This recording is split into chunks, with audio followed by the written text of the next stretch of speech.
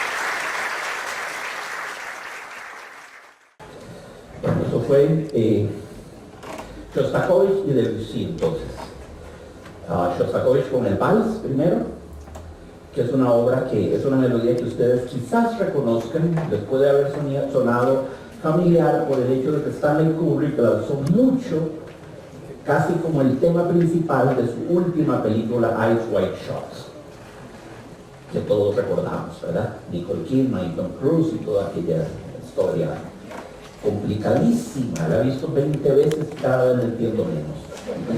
Y soy honesto. Ya renuncié a tratar de entenderla. No sé si Nicole Kidman estuvo en la fiesta, aquella especie de orgía, en aquel palacio, no sé qué tenía que ver Fidelio, el tipo con los ojos vendados tocando el órgano, la máscara que se encuentra al lado de la cama, la veo como quien ve una pesadilla o un sueño. Y no le pido lógica, no le pido ya sentido a la narración. Creo que es la mejor manera de gustar ese tipo de películas. A propósito de lo cual tenemos un texto que también hay que verlo como un sueño. Y hay que verlo como un sueño porque el autor mismo dijo que lo había soñado. El autor mismo, Julio Cortázar, nacido en 1914, muerto en febrero del 84, recuerdo que me impresionó mucho. Estábamos con un amigo y nos impresionó mucho. Era un hombre muy joven, tenía 69 años. Murió en París, vivía en París desde el 51, era un gran fanático de las letras francesas, tradujo varias cosas del francés al español. En fin, se desempeñó como traductor simultáneo del francés al español y del inglés al español en la UNESCO, que es una institución donde yo fui embajador y que la conozco muy bien, y me hace gracia imaginarme al gran Julio Cortázar ahí metido en las oficinillas de los traductores simultáneos, que es un trabajo muy arduo. Y Julio Cortázar dijo: a casa tomada yo me la soñé, eso fue un sueño, enteramente. Después, literalmente, en una sentada, en media hora, lo escribí. En media hora lo escribí, eso me tomó una sentada. El cuento realmente yo me lo soñé.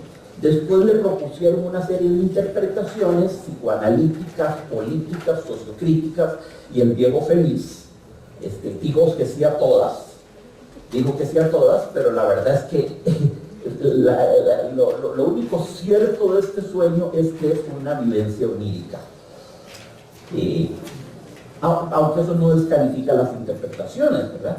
Toda vez que el subconsciente toma ciertos hechos de la vida real y los codifica en su particular lenguaje, ¿verdad? Y el trabajo de un psicoanalista es justamente descifrar, es un trabajo de hermeneuta, de desciframiento, de descodificación de las maneras subconscientes para ver qué es lo que nos está tratando de decir. Porque el subconsciente no siempre, por no decir nunca, es tan explícito como lo querríamos. Todos tienen el cuento. Tienen el gráfico de la casa. Magnífico, porque es muy importante tener el gráfico de la casa. Que yo no tengo, Chepito, ¿me puedes pasar el gráfico a mí? Ya no hay. Bueno, no, yo la casa me la tuve de memoria. Vamos. Nos gustaba la casa porque, aparte de espaciosa y antigua, hoy que las casas antiguas sucumben a la más ventajosa integración de sus materiales, guardaban los recuerdos de sus bisabuelos, del abuelo paterno, nuestros padres y toda la infancia. Vean qué párrafo más grave de significación. ¿Qué cabe ya inferir de estos personajes? ¿Qué cabe ya inferir de su situación económica y de la casa y de todo? En primer lugar, que es una casa espaciosa y antigua. Una casa antigua. Estaba ligada al recuerdo de los bisabuelos, del abuelo paterno, de los padres y de toda la infancia. Todo ese enorme paraíso del infierno que es la infancia estaba ahí en esa casa. Y toda la historia de los bisabuelos y de los abuelos. Era un lugar pretérito, era un lugar lleno de pretensión, grávido de pasado. Era un lugar lleno de estirpe, lleno de linaje. Era un lugar donde había vivido una estirpe, una familia, transgeneracionalmente. Varias generaciones habían vivido en esa casa. una casa antigua, una casa llena de recuerdos, de fantasmas, podría alguien pensar, si se tiene uno a pensar en eso. Es muy curioso, no sé si pueden ustedes a pensar, nosotros que estamos vivos usamos tantas cosas de los muertos.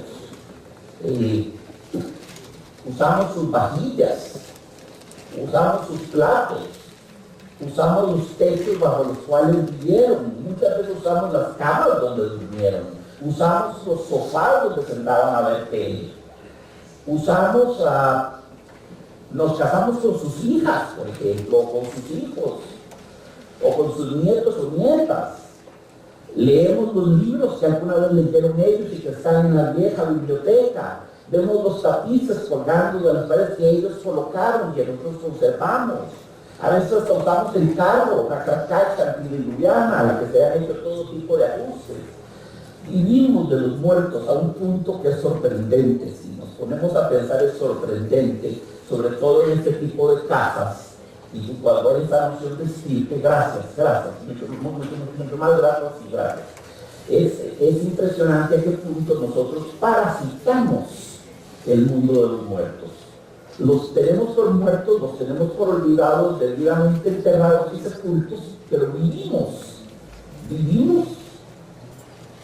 de montones de cosas que son de ellos. Y los hay que usan hasta sus almohadas y sus pijamas, y he conocido casos, ¿verdad? No hay nada macabro en ello, es simplemente parte del relevo generacional, ¿verdad? Entonces, esa era la casa, el lugar donde sirve. Nos habituamos, Irene y yo, primer gran descubrimiento, hay dos personajes, una tal Irene y un yo, que siempre va a hablar en primera persona. Yo no sabemos cómo se llama yo, pero sabemos que su amiga, que su hermana, se llama Irene. Nos habituamos, Irene y yo, a persistir solos en ella, no es a vivir solos en ella, a persistir. Nos habituamos, Irene y yo, a persistir solos en la casa. ¿A persistir en qué? Pues en seguir siendo le duro deseo de durer, como decía Paul Eduardo, el duro deseo de durar. Eduardo usa con des para formar una cierta sonoridad recurrente, cierta liberación, cierta eufonía, cierta música. Le dur désir de durer, el duro deseo de durar, persistir, pervivir, permanecer en el ser parte del ser, querer ser, seguir viviendo, pues, apetito de vida. Entonces Irene y yo persistíamos vivir solos en ella, lo que es una locura, pues en esa casa podían vivir 8 personas sin estorbarse. Vean en efecto el plano. En el plano hay un largo zaguán que conduce a la casa, hay un living, el living es la sala, ¿verdad? Espacio, dentro de ese espacio privado que es una casa, la sala es el espacio público, es donde todo el mundo entra y sale, ¿verdad? Es la sala, es el espacio público, como es el zaguán, como es el corredor de la casa. Entonces, el zaguán llega al living, después vienen los dormitorios, uno de Irene y otro, el de él, el innominado, el yo, vienen los dormitorios, luego viene una gran puerta de roble, una durísima puerta de roble en medio del zaguán que parte la casa en dos. Hay un zaguancito estrecho hacia la izquierda ahí que conduce hacia la cocina y los baños, hacia la izquierda. Siguiendo por el centro del zaguán no podemos pasar a menos de que abramos esa puerta de roble que parte la casa en dos.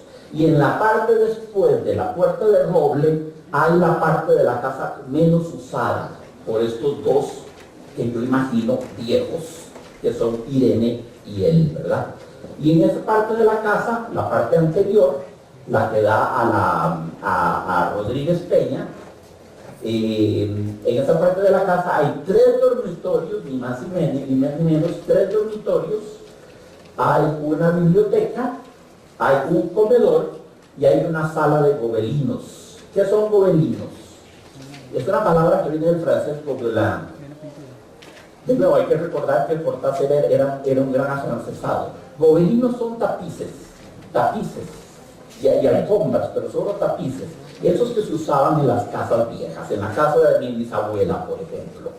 Entraba uno y había en el vestíbulo unos tapices, típicamente con formas mitológicas, típicamente con formas de las musas. Las musas salían en todos los tapices. Erato, Euterpe, Terpsícore, Calíope, las musas de las bellas artes siempre estaban representadas en estos tapices, o héroes de la antigüedad griega. Eso era lo que había en los gobelinos. Entonces ya ese cuarto, que era un cuarto como para estar, un pequeño museo con las paredes llenas de tapices, ¿verdad? Y entonces eso estaba todo en la parte de atrás de la casa. 3 dormitorios vacíos, porque en la casa solo viven Irene y ella, y en los 2 dormitorios de ellas están de este lado de la puerta. Había 3 dormitorios vacíos, el comedor, la biblioteca, que también es una parte como museo de la casa, y la sala de los gobelinos. Y de la puerta central de roble hacia adelante estaba la puerta de la casa que usaban Irene y yo. Hacíamos limpieza por la mañana levantándonos a las 7. Ya eso de las 11 yo le dejaba a Irene las últimas habitaciones por repasar y me iba a la cocina. O sea que limpiaban la casa, que era enorme, desde las 7 de la mañana hasta las 12 del mediodía.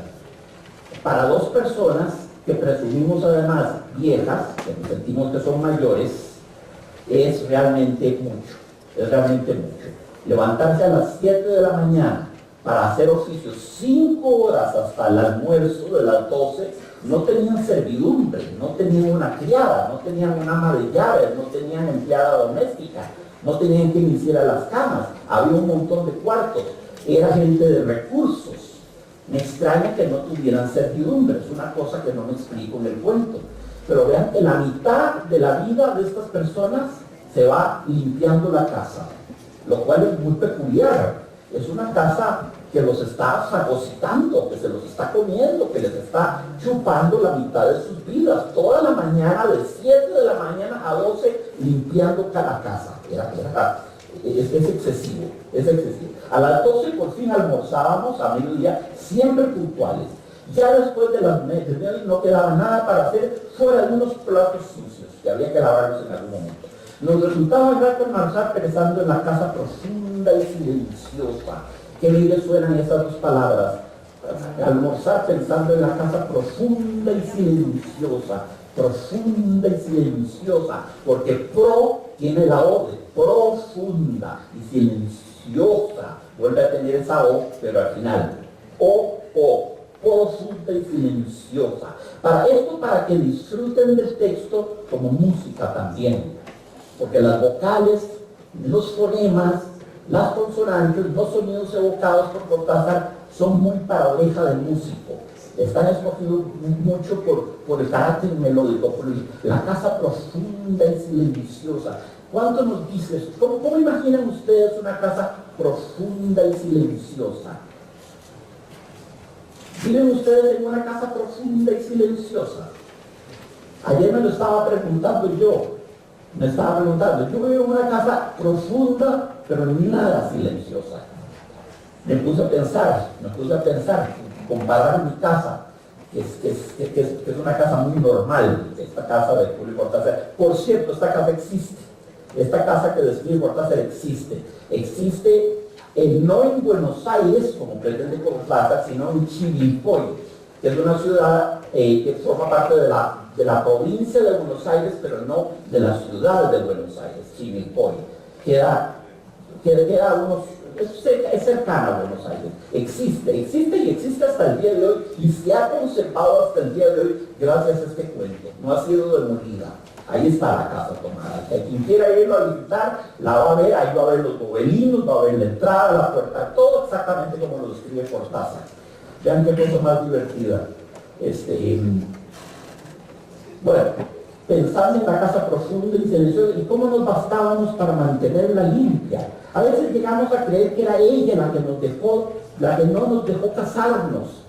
Pensaban ellos, los dos hermanos les estoy cantando ya el cuento, los dos hermanos, Irene y yo, pensaban que fue la casa la que no los dejó casarnos. Irene rechazó dos pretendientes sin mayor motivo. A mí se me murió María Esther antes que llegáramos a comprometernos. Entonces ya sabemos que hay Irene y él, que son hermanos, que viven solos en una casa ancestral donde están el aura, la presencia, la huella de los antepasados, que Irene rechazó dos pretendientes, no se sabe por qué, y él tuvo una mujer en su vida con la que no llegó ni a comprometerse y con la cual se le murió, que se llama María Esther. Eso es lo que sabemos, nada más. Entramos en los 40 años con la inexpresada idea de que el nuestro simple y silencioso matrimonio de hermanos era necesaria clausura de la genealogía asentada por los bisabuelos en nuestra casa. Atención a esto, amigos. Vean qué situación difícil. Son dos hermanos que se saben el fin de un linaje, que se sabe el fin de una estirpe. Su sangre va a morir con ellos porque ninguno se casó. El linaje perece con ellos. El linaje va a morir con esa casa. Los dos viven solterones. Y además, Cortázar nos habla de este extraño matrimonio de hermanos. ¿Podríamos pensar en una relación incestuosa? Ciertamente es una hipótesis. Ciertamente sí. Sí. Natalia. Felice, encantado de verte, amiguita. Sí, claro que es una lectura posible. Claro que es una lectura posible. Por supuesto que puede haber una relación incestuosa. Sí.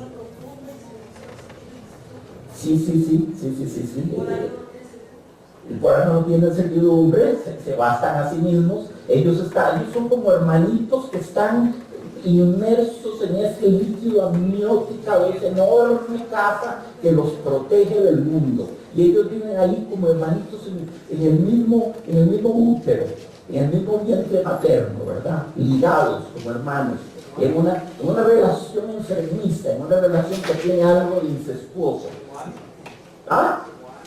Más o menos. La de Nicole Kidman. Exactamente, sí. Muy bien pensado, gracias, amigo. Yo estaba pensando en otro referente literario. ¿Cuál es un cuento? Hay un autor que impresionó profundamente a Cortázar. Un autor que Cortázar tradujo toda su obra, una editorial puertorriqueña, y yo tengo esa edición en casa. Cortázar tradujo toda la obra en prosa, que es enorme, de Edgar Allan Poe. Es la mejor traducción al español del maravilloso inglés de Edgar Allan Poe. Cuando quieran leer a Edgar Allan Poe en español, busquen la edición de Cortázar. Eso es un genio traduciendo a otro genio. Y le hace realmente honor a Edgar Allan Poe. ¿Cuál es el cuento de Edgar Allan Poe? Tal vez el mejor de todos los que jamás escribió, que tiene que ver con un incesto entre hermanos, que viven solos en una enorme mansión que se está cayendo y que también lamentan el fin de la genealogía con ellos. Y que él dice, nuestra sangre va a morir con nosotros, qué tristeza saber esto. Somos los últimos de un linaje, somos estériles. ¿Cuál es el gran inmortal cuento de Edgar Allan Poe? Para mi gusto, el mejor de él. Por cierto, también Cortázar decía que era el mejor cuento de Poe. Que no tiene tantos buenos cuentos. Poe escribió 120 cuentos. Los que son realmente buenos podrán ser 20, pero son obras maestras. A ver. Sí, la caída de la casa Usher. Por supuesto, The Fall of the House of Usher.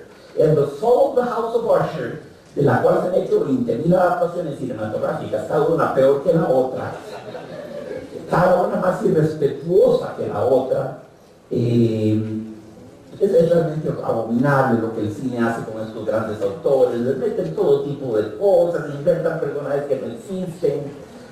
Parece mentira. La menos mala versión es una versión allá de los 60s, de low budget, hecha por un director que se llama Roger Corman, especializado en hacer películas de miedo.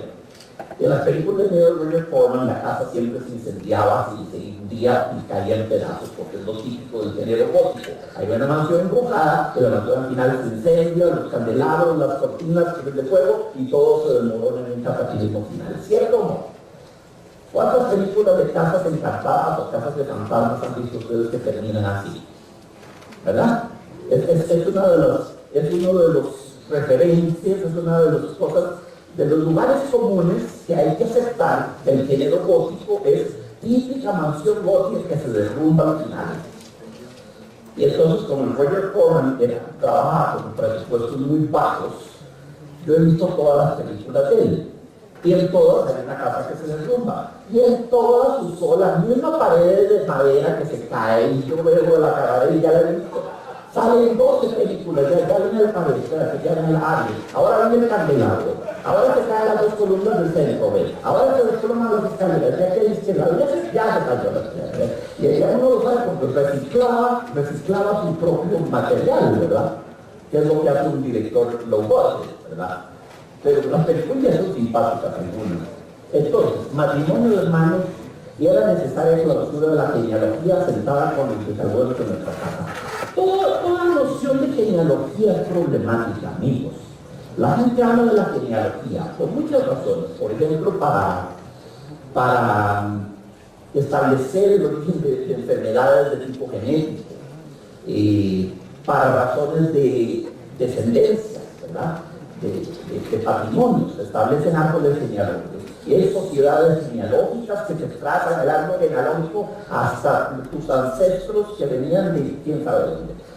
Yo a la genealogía les tengo mucha suspicacia y mucha desconfianza porque creo que parten de un presupuesto falso.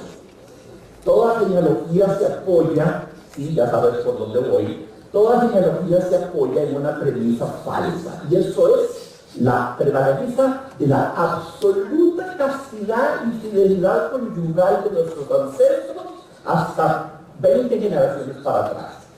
Por favor, amigos, por favor, como si no hubiera visto nunca cierto panadero que llegaba a la casa, o cierto lechero, o un plomero que llegó un día, o un desenterrador que llegó a destaquear la chimenea, o como en el límite Sol de Magón, un arquitecto italiano que vino a reparar la iglesia gótica del templo del pueblo, y pasaba todos los días a almorzar a los tardes, don Cornelio Cachera, había tenido 10 chiquitos cholitos y le nació una chiquita machita.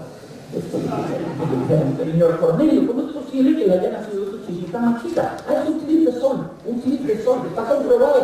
No, yo sé, estuvo un clip de sol. Me lo explicó el arquitecto aquel italiano que iba a construir la iglesia del templo y que pasaba a almorzar todos los días a la casa. Y él me lo explicó. Bueno, yo el nombre, señor Cornelio Cachera, cuernos y cachos, ¿verdad?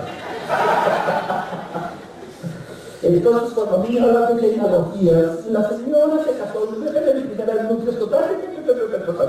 siempre está excluido la posibilidad de un accidente de tipo conyugal. El elemento panadero, plomero, lechero o al revés, el padre de familia que se acostó con alguna de las empleadas de la servidumbre, era tan común eso en esa época, era tan común. E inevitablemente basta con que eso suceda una vez y todo el árbol queda dislocado, todo el árbol queda viciado, porque ya hay una línea de sangre que viene a mezclarse con el árbol genealógico. Entonces, un árbol genealógico siempre debe ser tomado con un grano de sal, con un grano de sal, con un grano de suspicacia, ¿verdad? Nos moriríamos allá algún día. Vagos y esquivos primos se quedarían con la casa y la echarían al suelo para enriquecerse con el terreno y los ladrillos. O mejor, nosotros mismos la voltearemos justicieramente antes de que fuese demasiado tarde, dicen ellos. Vagos y esquivos primos se están imaginando. La casa quedaría en manos de vagos y esquivos primos que la demolirían para usufructuar de los materiales, porque era una muy bella, antigua mansión, con muy buenos materiales, ciertamente. Y él era una chica nacida para no molestar a nadie. Aparte de su actividad matinal, se pasaba el resto del día tejiendo en el sofá de su dormitorio. No sé por qué tejía tanto. Yo creo que las mujeres tejen cuando han encontrado en esa labor el gran pretexto para no hacer nada. Pero ella no era así. Tejía cosas siempre necesarias. Ni cosas para el invierno, medias para mí, mañanitas y chalecos para ella. A veces tenía un chaleco y después lo destejía en un momento porque algo no le agradaba. Era gracioso ver en la canastilla el montón de lana encrespada, resistiéndose a perder su forma de algunas horas. Los sábados iba yo al centro a comprarle lana. Irene tenía fe en el gusto. Se complacía con los colores y nunca tuve que devolver madeja. Yo aprovechaba esas salidas para dar una vuelta por las librerías y preguntar vagamente si había novedades en literatura francesa. Desde 1939 no llegaba nada valioso a la Argentina. Entonces ya sabemos algunas cosas importantes. Estamos en los primeros años de los 40 en Argentina, ¿verdad? Estamos en los años de la guerra. Y él no tiene otra cosa que hacer que salir los sábados a buscar qué nueva novela francesa ha llegado para leer. Se pasaba, bueno, hasta las 12 de la mañana limpiando la casa y en la tarde leyendo novelas francesas que adquiría en alguna biblioteca de Buenos Aires. Y ella limpiaba la casa hasta las 12, se pasaba el resto del día tejiendo, chalecos, mañanitas, abrigos, medias, cosas, o destejiendo, ¿verdad? ¿Cuál es el personaje mitológico que teje? Penélope, por supuesto. ¿Por qué? ¿Por qué tejía Penélope? ¿Para qué? ¿Para qué tejía? Recuerden que Odiseo, su esposo, se había ido de Ítaca, ¿verdad? Se había ido por 20 años. Y Penélope era muy hermosa. Exactamente, le sacaba el pretexto de que estaba tejiendo un sudario para cuando muriera el rey Laertes. Y entonces les decía que no cortejaría, no correspondería a los amagos eróticos de nadie hasta que no terminara el sudario del rey Laertes. Entonces tejía durante el día y destejía en la noche, para no terminar nunca el famoso sudario y nunca tener que entregarse a nadie. Ese es el famoso mito del Penélope. Tiene variantes, por cierto, tiene variantes sustanciales. Hay una en que Homero le pone los cuernos a Penélope, como una ninfa no sé dónde. Hay otra en que es Penélope, la que le pone los cuernos a Odiseo, mientras él andaba matando cíclopes y gigantes de toda suerte. En fin, hay montones de variantes, pero la versión oficial homérica clásica es que Penélope espera efectivamente 20 años, Ulises regresa a Ítaca, mata a los pretendientes de Penélope y finalmente se reencuentra con su esposo. Pero esto es una Penélope triste. Esta Penélope no tiene un Ulises, no tiene un Odiseo que esté esperando. Esta Penélope no espera nada. Esta Penélope está tejiendo para matar el tiempo, o porque le dio un placer casi maniático de tejer, de producir sus cositas y sus chalequitos y sus cosas. ¿Ah? Él no la justifica, claro que sí, claro que sí. Él corre a defenderla y le dice, bueno, ella no tejía inútilmente, ella fabricaba cosas que eran útiles. Sí, yo corro a su rescate. Yo definitivamente corro a su rescate, lo cual es muy bueno, muy bonito, como gesto de parte de él, ¿verdad? Muy bien. Entonces, los sábados era el día especial.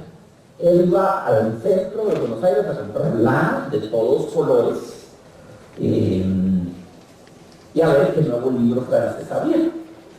¿Qué nos dice el hecho de que este señor esté leyendo libros franceses en este lugar de Buenos Aires? Que hay un cierto divorcio con la realidad, ¿verdad? Hay un cierto no estar en su lugar histórico y geográfico adecuado. Hay una cierta actitud de evasión, digamos, de su situación histórica, de su circunstancia histórica, y de ella también, ¿verdad? No sabemos, no nos esperamos de que lean el periódico, ciertamente no leen las noticias, está como en un mundo aislado del resto del mundo, como en una burbuja, ¿verdad? Ajenos a lo que está sucediendo a su alrededor. Y lo que está sucediendo a su alrededor es inmenso, porque estamos en la época de los años de Perón. los años de Perón en Argentina, que fueron años tremendamente turbulentos, y luego Evita, el fenómeno que representó Evita Perón, ¿verdad? La jefa espiritual de toda Argentina, la santa laica, Santa Evita, y la época de Perón, que significó cambios políticos enormes en Argentina. Cortázar no quería a Perón. Cortázar se fue en el 51, un año antes de la segunda elección de Perón, porque decía que tanto escándalo de Perón le impedía oír tranquilamente los cuartetos de Bartók. Esa fue su razón oficial, y con ese puesto se fue para Francia. No quería para nada a Perón. Aunque Perón era de tendencia muy socialista, tuvo una obra social muy importante, nacionalizó la banca, nacionalizó los servicios médicos, nacionalizó la agricultura, tuvo una obra social muy grande Perón. Perón es un político muy difícil de etiquetar. Por un lado fue muy pro las clases desposeídas, las clases marginadas, y Evita ni qué decir.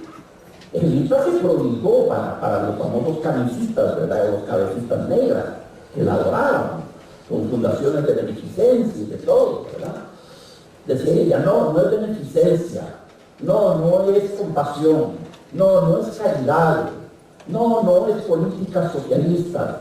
El nombre para lo que hago que es otro, se llama justicia. Eso decía Evita Perón, frase maravillosa. En el último texto que escribió Evita Perón, un texto de 30 páginas, escribió días antes de morir, y ella dice una cosa muy bella, dice, yo subí a los más altos niveles, a las más altas cumbres sociales, porque supe jugar a la farsa. Supe vestirme de Christian Dior, supe codearme con Franco y con Hitler y con Mussolini y con todas las familias reales de Europa. Supe jugar ese sucio juego porque era indispensable que yo conociera cómo operaba esa clase social, dijo ella. Y yo habré subido mucho socialmente, pero la calle, desde donde yo vengo, nunca salió de mí. Es una frase que siempre me ha conmovido. La calle, que es de donde yo vengo, porque ella era una actricilla de ínfimo nivel. La calle nunca salió de mí. Ella nunca olvidó la persona obrera, trabajadora, pobre, que había sido, ¿verdad? De ahí su compasión infinita con las gentes desposeídas de Argentina. Muy bien, entonces ya sabemos lo que hacen estos dos amigos. Pero es de la casa que me interesa hablar. De la casa y de Irene, porque yo no tengo importancia, nos asegura el narrador. Me pregunto qué hubiera hecho Irene sin el tejido. Uno puede releer un libro, pero cuando un pullover está terminado no se puede repetirlo sin escándalo.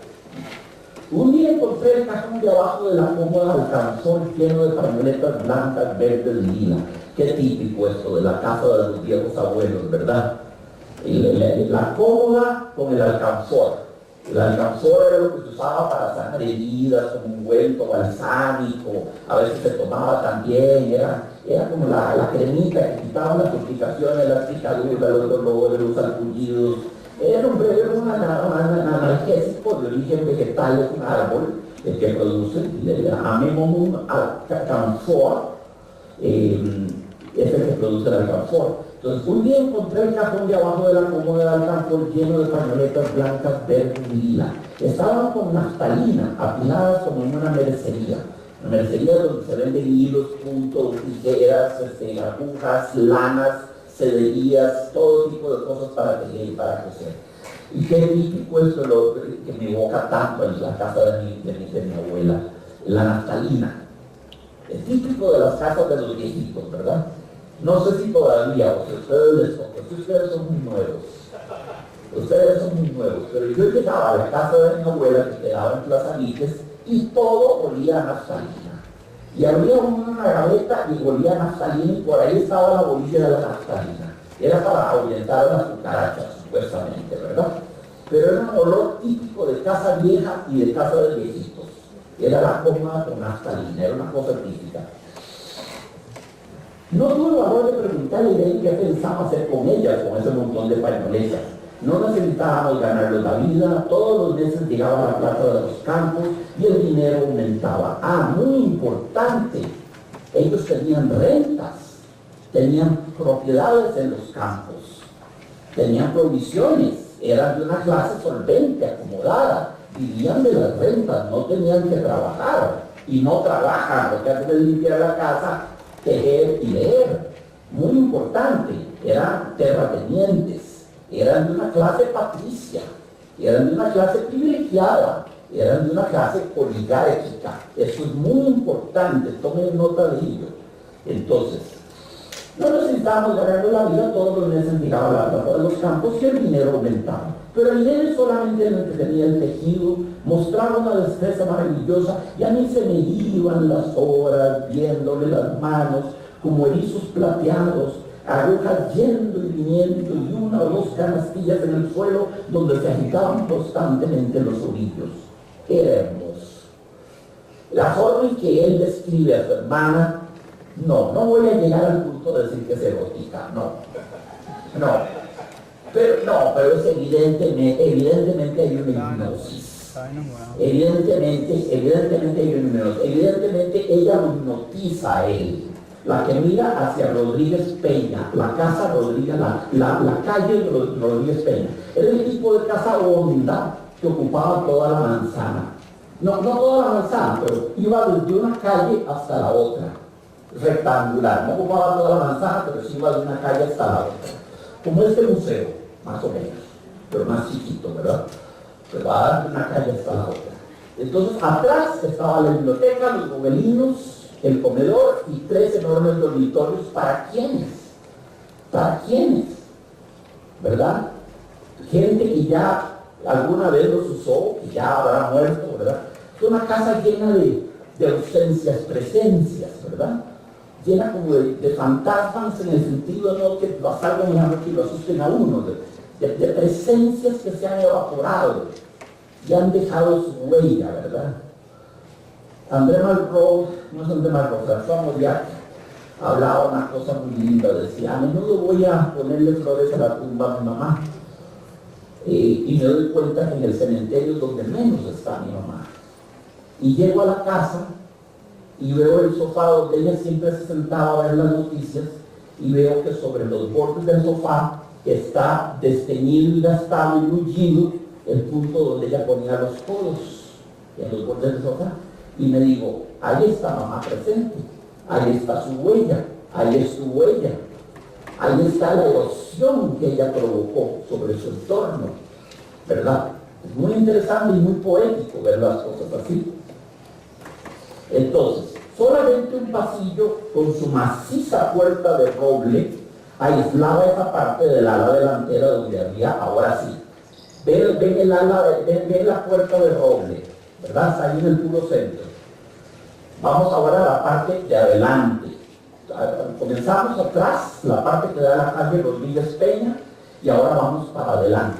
La casa era bivalva, estaba dividida en 2 enormes mitades. Esa del fondo, que era donde ellos prácticamente no iban más que a limpiar. Era un estorbo, lo que iban a limpiar, estaba vacía. Y ahora vamos a la parte que ellos habitan. Después de la puerta entornada de roble maciza, viene la parte que ellos habitan, donde están los 2 dormitorios de ellos, separados por un zaguán central. Está el living, que es la sala, y hay por pasada la puerta del roble, si cogemos a la derecha, un corredorcito que nos lleva a la cocina y los baños, apretaditos allá hacia la izquierda del libro. Entonces, esto es muy importante, Solamente un pasillo con su maciza puerta de roble aislaba esa parte del ala delantera donde había un baño, la cocina, nuestros dormitorios y el living central, el cual comunicaban los dormitorios y el pasillo. Los dormitorios de ellos se comunicaban con el pasillo central. El pasillo central era como el eje de la casa, la recorría toda, incluso desde afuera, desde el jardín, ¿verdad?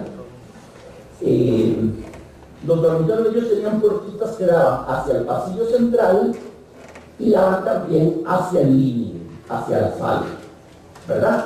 Tenían 2 salidas los dormitorios de ellos. Se entraba a la casa por un zaguán con mayólica. Mayólica son piezas de cerámica forradas de metal. Esto es también muy Edgar Allan Poe, porque en los sótanos donde entierran a Madeline Usher eran unas especies de grutas recubiertas de cobre, revestidos de cobre los sótanos. Entonces empiezo esta manera, esta cerámica recubierta de metal. Es un detalle muy gótico, es algo que vimos en la literatura gótica. Se entraba a la casa por un segundo mallado que ahí en la puerta cancel, la puerta principal de la casa, daba al living. Muy bien. De manera que uno entraba por el zaguán, abría la cancel y pasaba al living. Tenía a los lados las puertas de nuestros dormitorios y al frente el pasillo que conducía a la parte más retirada. Avanzando por el pasillo se franqueaba la puerta de roble, muy importante que la detecten, ahí en el centro, y más allá empezaba el otro lado de la casa. O bien se podía girar hacia la izquierda justamente antes de la puerta de roble, por un pasillo más estrecho que llevaba a la cocina y al baño. Entonces ese era el plan de la casa, ¿verdad? Básicamente. Cuando la puerta estaba abierta, la puerta de roble, ese enorme punto de articulación de la puerta de roble, cuando estaba abierta uno veía que la casa era muy grande. Si no, cuando estaba cerrada, daba la impresión de un departamento de los que se edifican ahora, apenas para moverse. Y él y yo vivíamos siempre en esta parte de la casa. Casi nunca íbamos más allá de la puerta de roble, salvo para hacer la limpieza, pues es increíble cómo se junta tierra en los muebles. Buenos Aires era una ciudad limpia, pero eso solo se debe a sus habitantes y no a otra cosa. Hay demasiada tierra en el aire, no es Buenos Aires, es Malos Aires. Apenas sopla una ráfaga, se palpa el polvo en los mármoles de las consolas. Atención, los muebles tenían mármoles, recubiertos por mármoles. Vean cómo subliminalmente Cortázar nos va trazando todo un perfil social de esta familia.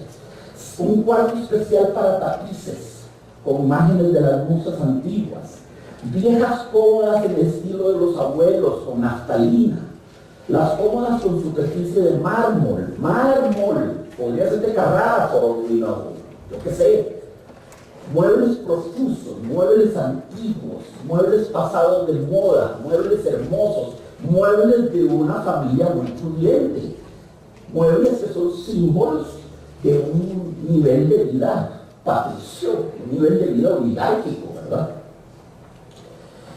Y entre los rombos de las carpetas de macramé, también tenía adornos de macramé. Francés tiene, el macramé viene de la palabra francesa macramé, que viene del turco macramá, que viene del persa makrima. Así que no importa eso, macramé. Daba trabajo sacudirlo bien con plumero. Sacudían con plumero. En mi casa nunca hubo plumero. La sirvienta sacudía con un trapillo por ahí, por allá, pero eso como los plumeros es una cosa como pasada de moda, o me equivoco. ¿Tienen ustedes plumeros en las casas? ¿Verdad? Pero es una cosa como de pasé, como de modé, ¿verdad? Y el polvo huele y se suspende en el aire un momento, después se deposita de nuevo en los muebles y los pianos. Caramba, hasta piano tenían. Los pianos. Bueno, no sabemos dónde estén los pianos. Podemos asumir que estarían en la sala de los gobelinos, por ejemplo. Sería un buen lugar para tener los pianos. Lo recordaré siempre con claridad porque es simple y sin circunstancias inútiles. Atención, algo nos va a contar aquí. Irene estaba tejiendo en su dormitorio. Eran las 8 de la noche y de repente se me ocurrió poner en fuego la varita del mate, ¿verdad? Como el té que se toma en Argentina. Y la varita es la ollita que se pone, donde se pone a calentar el mate. En Argentina pava tiene muchos nombres. Pava es un pavo o una pava es alguien muy tonto. Ese chico es un pavo. Es una pavada. Bueno, deja de decir pavadas, deja de decir tonterías, ¿verdad? Pavadas, tonterías. Pero sobre todo una pava, que es una ollita especial redondita, muy linda de ver, por cierto, donde se pone y se hace el mate, que son hojitas molidas de mate, de la hierba mate, con las cuales se hace una infusión de té. probado y me ha resultado terriblemente amargo. Pero me dicen que se le puede poner dulce y azucarar y saborizar de muy diferentes maneras. Tiene mucha cafeína, así que es una cosa que más bien despabila, en lugar de ponerlo a uno a dormir, ¿verdad? Fui por el pasillo hasta enfrentar la entornada puerta de roble. Atención cómo insiste Cortázar en la puerta de roble. La entornada puerta de roble. Y daba la vuelta al codo que llevaba a la cocina. ¿Cuándo? Escuché algo en el comedor o la biblioteca. El sonido venía impreciso y sordo, como un volcarse de silla sobre la alfombra o un ahogado susurro de conversación. ¿Cómo es un ahogado susurro de conversación?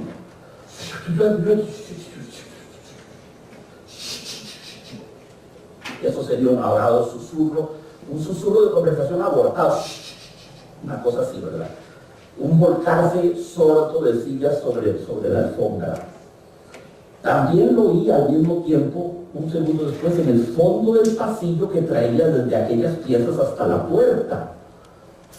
Caramba, me tiré contra la puerta antes de que fuera demasiado tarde, la cerré de golpe apoyando todo el cuerpo. Felizmente la llave estaba puesta de nuestro lado y además corrí el gran cerrojo para más seguridad. Caramba, ¿qué está pasando? ¿A qué les suena esto hasta el momento?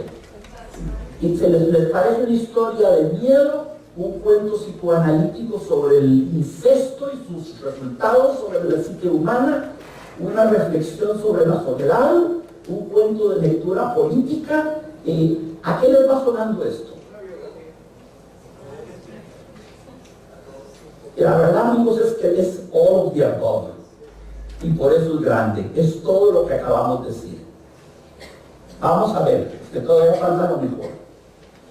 Tuve que cerrar la puerta del pasillo. Fui a la cocina, calenté la pavita, atención, no corrió en carrera donde Irene a decirle, no, volvió a la cocina a calentar la pavita, y cuando estuve de vuelta con la bandeja del mate, le dijo a Irene, o sea, no entró en pánico, no dijo, fue el teléfono y llamar 911, no. Tuve que cerrar la puerta del pasillo. Han tomado la puerta del fondo. ¿Quiénes? ¿Quiénes han? ¿Quién es ese han tomado la puerta del fondo? ¿Quién tomó esa parte de la cosa, de la casa? ¿Estás seguro? Asentí. Entonces, dijo recogiendo las agujas, tendremos que vivir de este lado. Yo cebaba el mate con mucho cuidado, pero ella tardó un rato en reanudar su labor. Me acuerdo que tejía un chaleco gris. A mí me gustaba ese chaleco. Ella se quedó un rato pensativa, no pudo reiniciar el trabajo, le tomó más impacto a ella, me parece que a él. Al rato siguió cosiendo, mientras ella le seguía dándole vuelta al mate para que soltara más. Pero no hay reacción de pánico.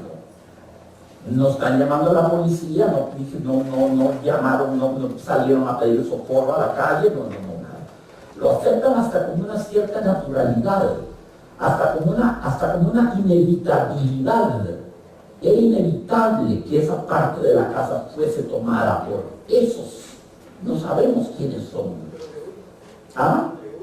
Le huye, le tiene miedo. Él frena la invasión y la frena gracias a la puerta de bronce, a la puerta de roble. Por eso esa puerta de roble es vertebral en el esquema de la casa. Entonces ellos han quedado reducidos ahora a sus dos dormitorios, pero antes está la cocina y los baños. Eso lo tienen, porque eso está de este lado de la puerta. La cocina y los baños.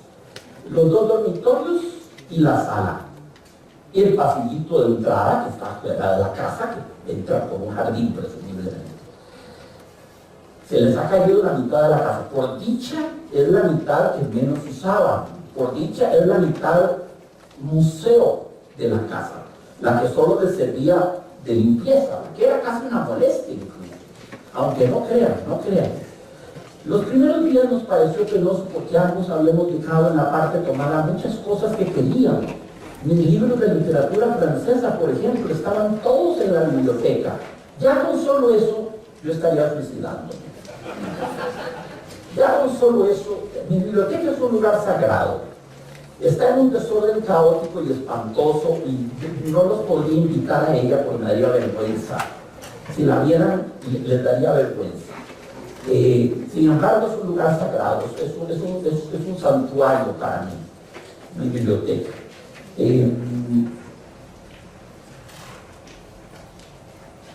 Pobrecito Octavio Paz se le quemó su biblioteca 2 años antes de morir. Miles de libros al Nobel mexicano, el gran Octavio Paz, se le quemó su biblioteca. A Oscar Wilde, cuando lo metieron a la cárcel de Reading, le subastaron toda la biblioteca, miles de volúmenes, autografiados por Rimbaud, Victor Hugo, Verlaine, Baudelaire, todas las poetas y grandes escritores tenían miles de libros autografiados de grandes escritores. Perdió su biblioteca, fue lo que más le dolió de todo lo que perdió, fue su biblioteca.